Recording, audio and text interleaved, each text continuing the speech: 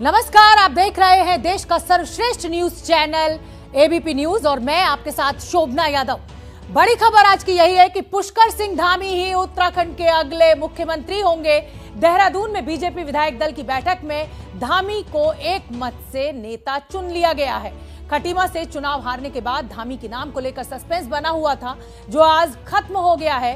धामी ने राजभवन जाकर दावा पेश भी कर दिया है और 23 मार्च को देहरादून के परेड ग्राउंड में वो मुख्यमंत्री पद की शपथ लेंगे। अब मुख्यमंत्री बने रहने के लिए उन्हें उपचुनाव जीतना होगा। वो किस सीट से चुनाव लड़ते हैं, ये बात की बात है। फिलहाल बड़ी खबर आज की यही है कि पुष्कर धामी जो रेस में सबसे आगे चल रहे थे, वो मुख्यमंत्री बनेंगे और 23 तारीख को वो शपथ ग्रहण करेंगे। 4 दिनों बाद उत्तर प्रदेश में शुरू हो जाएगा योगी राज 2.0। नया इतिहास रचकर योगी लगातार दूसरी बार उत्तर प्रदेश के मुख्यमंत्री पद की शपथ लेंगे। योगी के साथ कितने मंत्री बनेंगे, कितने उप मुख्यमंत्री होंगे, ये तमाम सवाल दिल्ली से उत्तर प्रदेश तक के सियासी गलियारों में घूम रहे हैं। लेकिन आज हम आपको योगी की शपथ के कुछ खास सीक्रेट्स बताने जा रहे हैं। देखिए आप भी।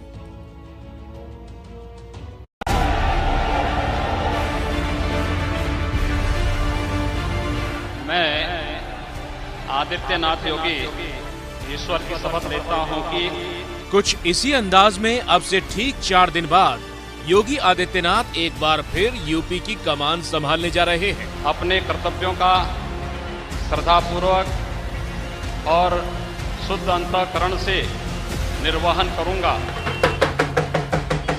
पहले जीत का जश्न जोरदार मना, फिर होली शानदार मनी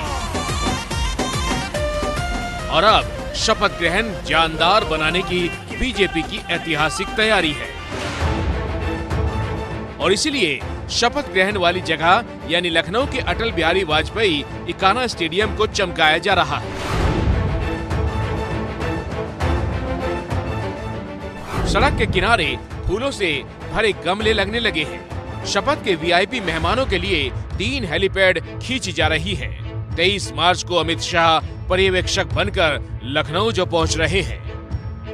25 मार्च को उत्तर प्रदेश की नवनिर्वाचित सरकार का शपथ ग्रहण समारोह है और इसी स्टेडियम में भव्य समारोह आयोजित किया जाएगा और कैपेसिटी स्टेडियम की 50,000 लोगों के बैठने की है। तो ऐसे में पूरे प्रदेश से लोगों को आमंत्रित किया गया है। यहाँ पर जो पार्किंग डेवलप की जा रही है वो 20,000 से ज़्यादा गाड़ियों को खड़ी करने की जा रही है। साथ ही साथ ये भी कोशिश की जा रही है कि जो जिस दिशा से आए उससे आराम से अपने शपथ ग्रहण समारोह की समाप्त होने के बाद वो वापस भी जा सके। अमित शाह 23 मार्च को लखनऊ पहुंचेंगे। 24 मार्च को विधायक दल की बैठक होगी। 25 मार्च को शाम 4 बजे शपथ ग्रहण समारोह होगा।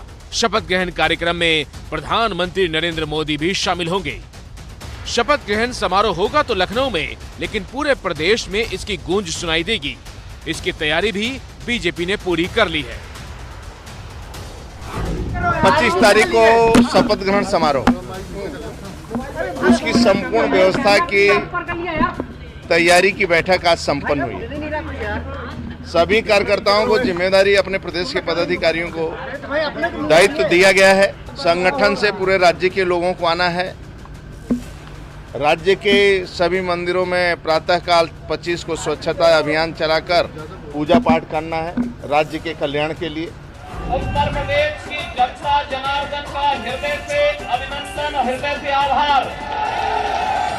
2022 का रण तो बीजेपी ने फतेह कर लिया है, लेकिन 2022 के इस रण से 2024 के विजय पथ पर आगे बढ़ने की बीजेपी की तैयारी है। लखनऊ से संजय त्रिपाठी के साथ दिल्ली से पंकज झा की रिपोर्ट। उत्तर प्रदेश में 37 सीटों पर हो रहे एमएलसी चुनाव के लिए आज नामांकन का आखिरी दिन था और राज्य के कई इलाकों में नामांकन के दौरान खूब बवाल हुआ। एटा में समाजवादी पार्टी के एमएलसी उदयवीर सिंह अपने नामांकन का दूसरा सेट दाखिल ही नहीं कर पाए। समाजवादी पार्टी ने फर्रुखाबाद में भी नामांकन से रोके जाने का आरोप लगाया है। समाजवादी पार्टी के प्रतिनिधिमंडल ने लखनऊ में चुनाव आयोग के दफ्तर जाकर अपनी शिकायत दर्ज कराई है। तो एटा और फर्रुखाबाद में समाजवादी कार्यकर्ता के उम्मीदवारों के साथ मारपीट हुई, शिकायत दर्ज हुई है।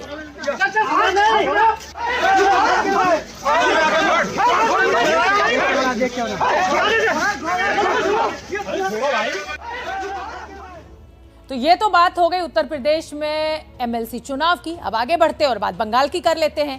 बंगाल में बिहारी बाबू, जी हां, ममता बनर्जी की पार्टी टीएमसी के टिकट पर आसनसोल से लोकसभा उपचुनाव लड़ रहे हैं। शत्रुघ्न सिन्हा ने आज अपना नामांकन दाखिल भी कर दिया है। आखिर बिहारी बाबू को ममता बंगाल से क्यों नहीं चुनाव लड़वा रही हैं? क्या है ममता बनर्जी का प्लान? मनोज्ञा लोईवाल ने हमें एक रिपोर्ट भेजी है, वो आप देखिए।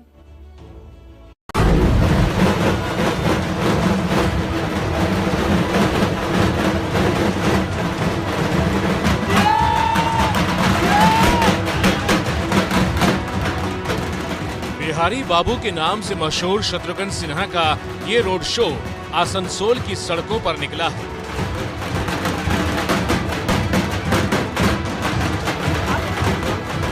शत्रुघ्न सिन्हा आज नामांकन के लिए जाते वक्त पत्रकारों को अपना फेवरेट डायलॉग कहना नहीं भूले। सेल्फी दादा, सेल्फी दादा। एक मिनट दादा, कैसे है सर? बहुत बढ़िया। कैसा लग रहा है? जय मंगल, जय ममता। खामोश खामोश।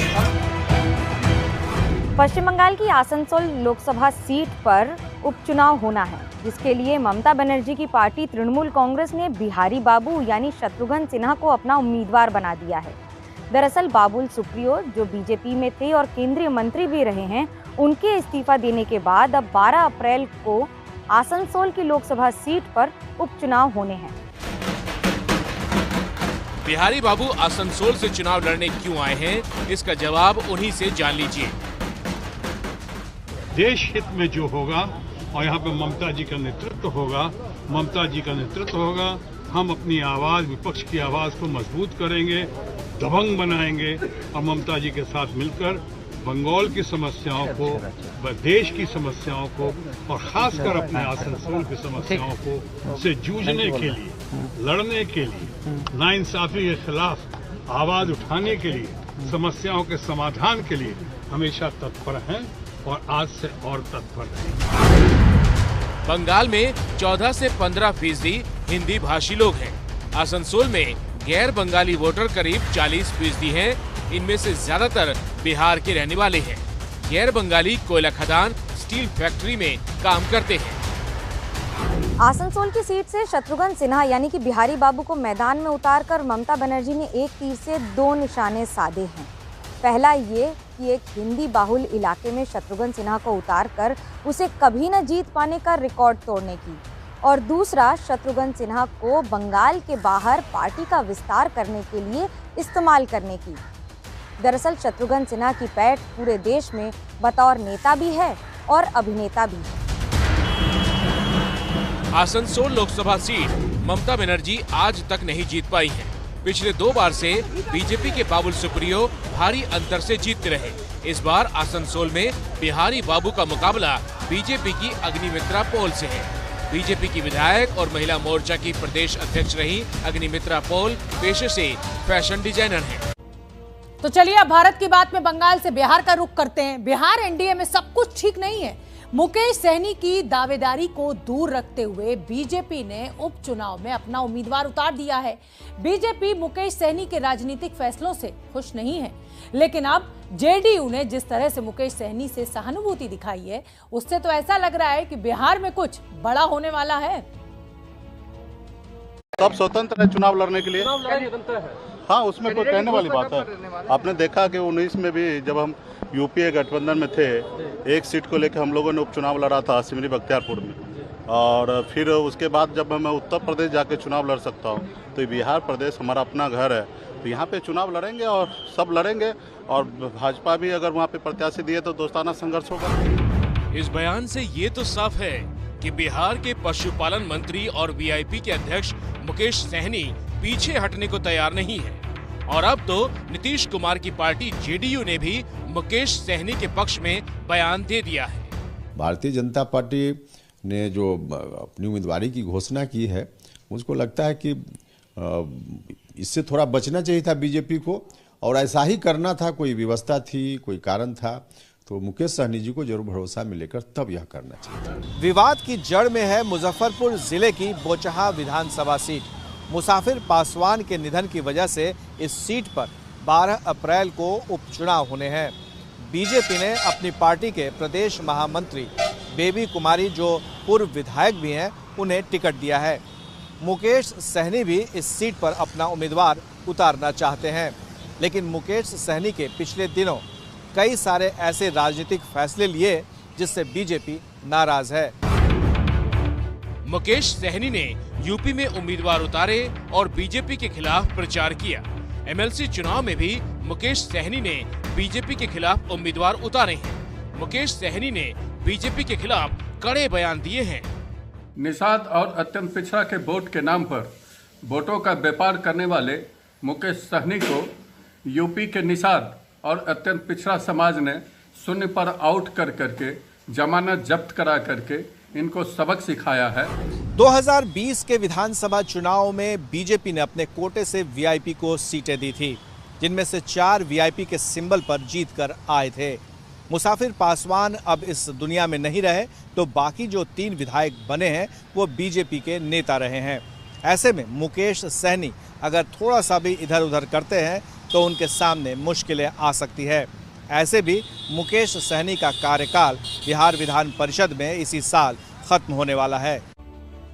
तो उधर तो मुकेश सहनी जो है बीजेपी से दुश्मनी मोल ले रहे हैं और बड़ी खबर इस वक्त की यह है कि जिस उम्मीदवार के लिए मुकेश सहनी ने बीजेपी से विवाद किया है, वो उम्मीदवार आज आरजेडी में शामिल हो गया है। अमर पासवान को मुकेश सहनी अपना उम्मीदवार बनाना चाह रहे थे, आज अमर पासवान आरजेडी में शामिल हो गए हैं। तो जिस उम्मीदवार के लिए बीजेपी से पंगा, वो तो उम्मीदवार आरजेडी में शामिल हुए। आगे बढ़ते हैं। करीब 2.5 घंटे की फिल्म है कश्मीर फाइल्स, लेकिन इस फिल्म पर विवादों की फाइल्स और मोटी होती जा रही है। फिल्म को लेकर देश में सियासी दलों में जुबानी जंग चल रही है।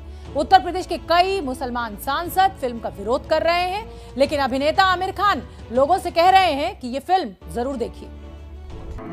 कश्मीरी पंडितों के दर्द और सिसकियों के साथ शुरू हुई फिल्म कश्मीर फाइल्स देखते ही देखते सियासी विवादों की फाइल्स बनती जा रही है। कश्मीर में हिंदू पंडितों को बहुत अत्याचार झेलना पड़ा है।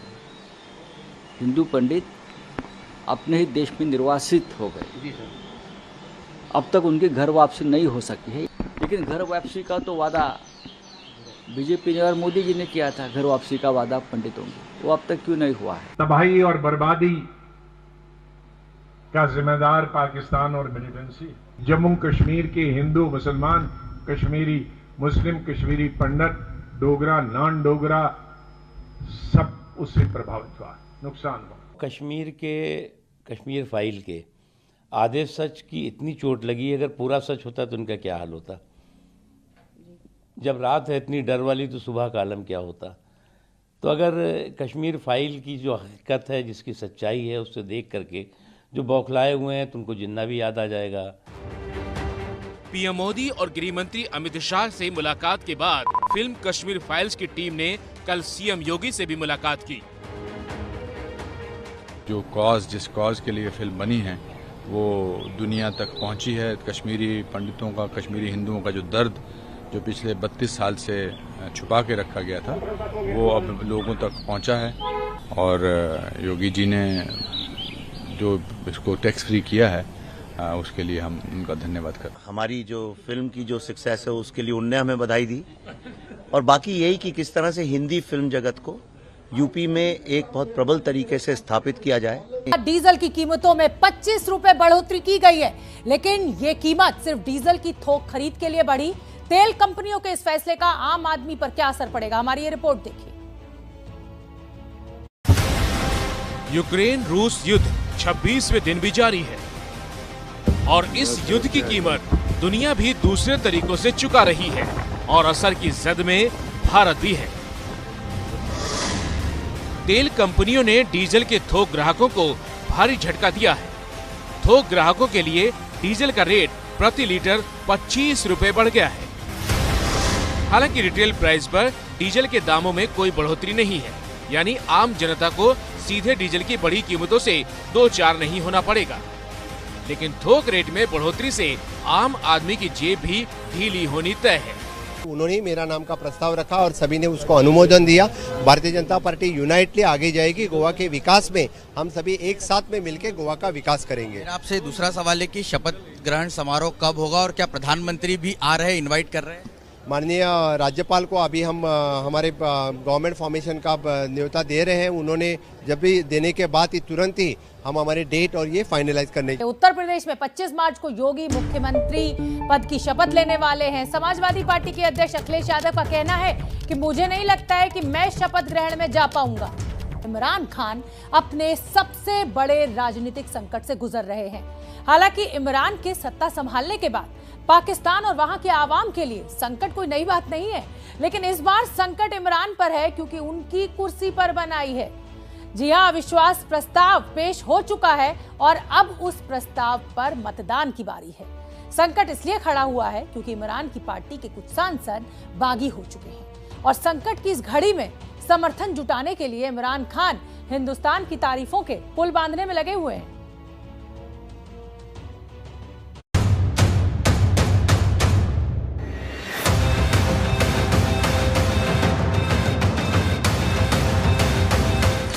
आर्टिकल 95 है, vote of no confidence against prime minister.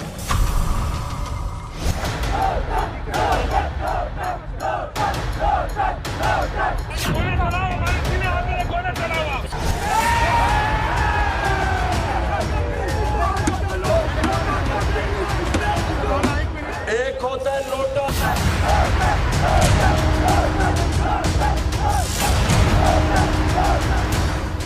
ये लोटे नहीं हो रहे। पेशे खिदमत है पाकिस्तान के वजीर आजम इमरान खान, जो अपनी राजनीतिक पार्टी के सबसे बड़े संकट में भारत की तारीफ में कसीदे पड़े जा रहे हैं। मियां इमरान खान, हिंदुस्तान की जिस विदेश नीति के आप कायल हैं, जिस भारतीय फॉरेन पॉलिसी की दाद देकर आप पाकिस्तानी आवाम को अपने पाले में लाने में जुटे हैं, उसी विदेश नीति के दायरे में पाकिस्तान के साथ रिश्ते भी आते हैं। लेकिन अपने 3 साल 7 महीने के प्रधानमंत्री कार्यकाल में तो आपको कभी भारत की विदेश नीति की तारीफ करते देखा या सुना नहीं गया था। मैं आज हिंदुस्तान को दाद देता हूं, इन्होंने हमेशा आजाद फॉरेन पॉलिसी रखी।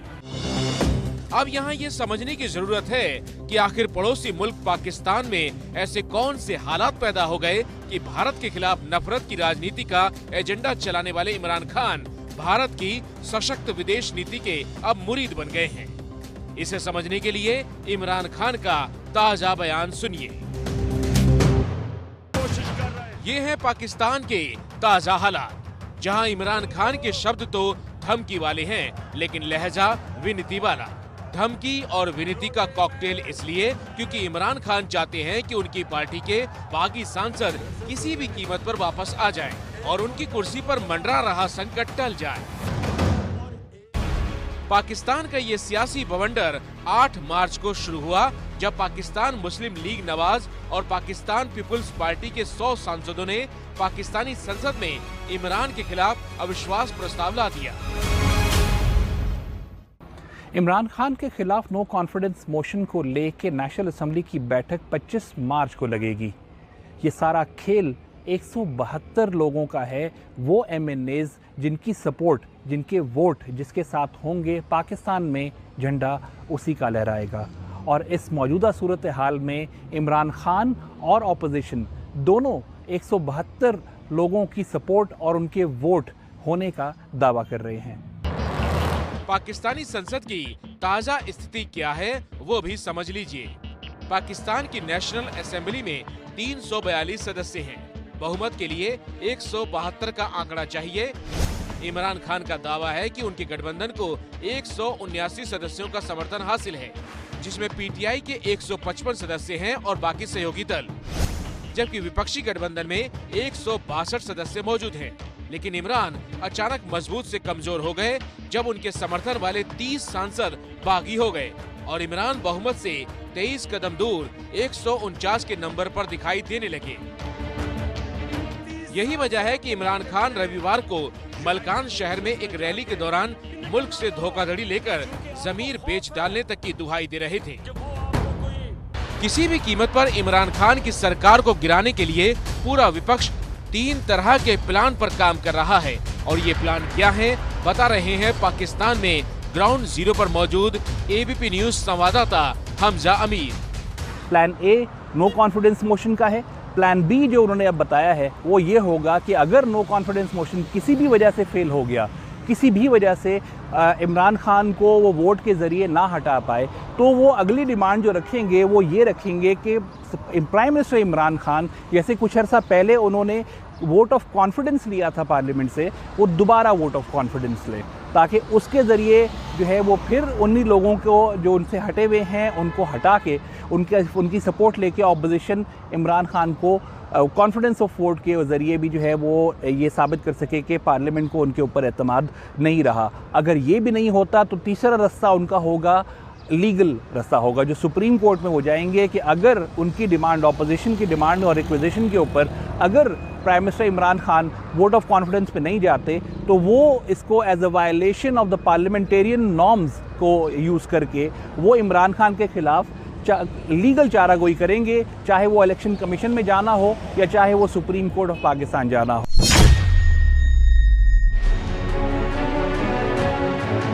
दरअसल विपक्ष ने इमरान के खिलाफ अविश्वास प्रस्ताव के लिए इमरान की नाकामियों को आधार बनाया है। अविश्वास प्रस्ताव में आरोप लगाया गया है कि इमरान खान की सरकार देश में आर्थिक संकट और महंगाई के लिए जिम्मेदार है, और आंकड़े इस बात की गवाही देते हैं कि पाकिस्तान इमरान के कार्यकाल में और भी ज्यादा गर्त में पहुंच गया है। आर्थिक संकट की बात क्यों हो रही है वो भी देखिए। पाकिस्तान दुनिया का चौथा सबसे महंगा देश बन गया है। एक अमेरिकी डॉलर 180 पाकिस्तानी रुपए के बराबर हो चुका है। पाकिस्तान पर 21 ट्रिलियन यानी 2,10,000 करोड़ का विदेशी कर्ज है, जबकि पाकिस्तान का विदेशी मुद्रा रिजर्व सिर्फ 22 अरब अमेरिकी डॉलर है, यानी 1,67,000 करोड़ है। समझिए पाकिस्तानी जनता की मजबूरी और घुटन, जिनके लिए इस महंगाई में पेट भरना कभी ना खत्म होने वाला संघर्ष बनता जा रहा है। पाकिस्तान में 10 किलो आटे की कीमत 720 रुपए पहुंच चुकी है। 1 लीटर दूध 150 रुपए में मिल रहा है। 1 किलो चिकन 340 रुपए पहुंच चुका है। चीनी 100 रुपए किलो है। चिकन तो छोड़िए, 1 दर्जन अंडों के लिए भी जेब से 140 रुपए निकालने पड़ते हैं। टमाटर का छौंका भी महंगा है, 80 रुपए किलो, जबकि आलू और प्याज भी 50 रुपए का कांटा पार कर चुके हैं। ये है पाकिस्तान की आम जनता की पीड़ा, जो देश पर लदते कर्ज से परेशान है, हर तरफ फैले करप्शन के जाल से परेशान है। आलम यह है कि बड़े बड़े दावे करके पाकिस्तान की सत्ता संभालने वाले इमरान खान पर नाकाम प्रधानमंत्री का टैग लग चुका है। कहा जाता है पाकिस्तान में किसी भी सरकार का चौथा साल बहुत अहम होता है, क्योंकि चौथे साल में सरकारें पाकिस्तान में गिर जाती हैं। इमरान खान की हुकूमत का भी चौथा साल चल रहा है और वो भी मुश्किलों में घिर चुके हैं। और ये बात भी हकीकत है कि आज तक पाकिस्तान में किसी भी प्राइम मिनिस्टर ने अपना टेन्योर पूरा नहीं किया। हालात नाजुक हैं और स्थितियां विपरीत, लेकिन बावजूद इसके इमरान सरकार के मंत्री शेख रशीद बेहद हल्के अंदाज में बागी सांसदों को इमरान के पक्ष में वोट देने की अपील कर रहे हैं। बागी सांसद गुस्से से बचने के लिए छिपते फिर रहे हैं।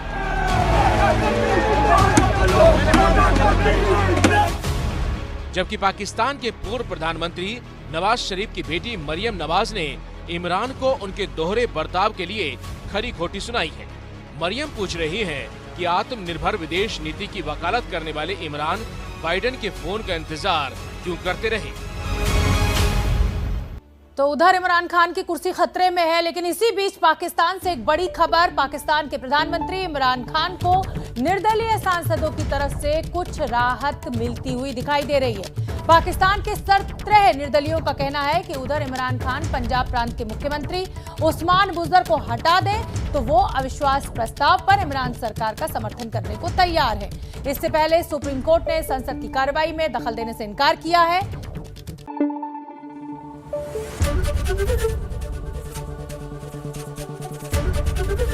एबीपी न्यूज आपको रखे आगे।